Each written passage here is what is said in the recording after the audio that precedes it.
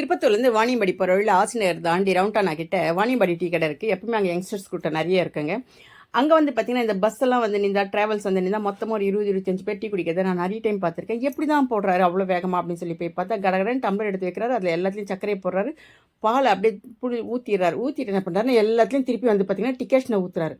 ஊற்றி முடிச்ச அப்புறம் திருப்பி அதை டிகேஷனை எடுத்து ஒரு டம்ளர் கிட்ட எடுத்துகிட்டு போய் ஸ்பெஷலாக கொஞ்சம் கொஞ்சம் அப்படி காட்டுறாருங்க. காட்டி இப்படி அதை கலக்கிறாரு. டீயை ஆற்றுவாங்க. ஆனால் இன்றைக்கி நாட்டில் நிறைய பேர் கலக்கிறதாலே என்னவோ தெரியல. டீயவும் இப்போ எல்லாருமே கலக்க ஆரம்பிச்சிட்டாங்க. எல்லாருக்கும் போட்டு கொடுத்து முடிச்சிட்டாருங்க. அதுக்கப்புறம் ஒருத்தர் மாத்திரம் ஒரு டம்ளர் வச்சாரு. என்னத்துக்கு இவர் வைக்கிறாரு, சக்கரை பத்தலையோ அப்படின்னு சொல்லி பார்த்தேன். உடனே என்ன பண்ணாருன்னா மலாய், அதாவது பாலிடை எடுத்து அந்த டீ கிளாஸில் போட்டாருங்க. போட்டு அப்படி சர்க்கரையை வந்து பார்த்தீங்கன்னா பூ மாதிரி அப்படி தூவிட்டார். நம்மளுக்கு டீ வேண்டாம் தம்பி, காஃபி தானே. உடனே தம்பி மக்கில் வந்து பார்த்தீங்கன்னா காஃபி தூள் சக்கரை போட்டுச்சு. ஒரு 3 டம்ளர் பால் டக்குன்னு ஊற்றிச்சிங்க. 40 ரூபாய் தாங்க, ஒரு 6 பேர் குடிக்கலாம். போட்டு காட்டி குத்துச்சு. தம்பி ரொம்ப நன்றி, எங்க உங்கள் முகத்தை காட்டுங்க அப்படின்னு அப்படி காட்டுச்சு பாருங்க.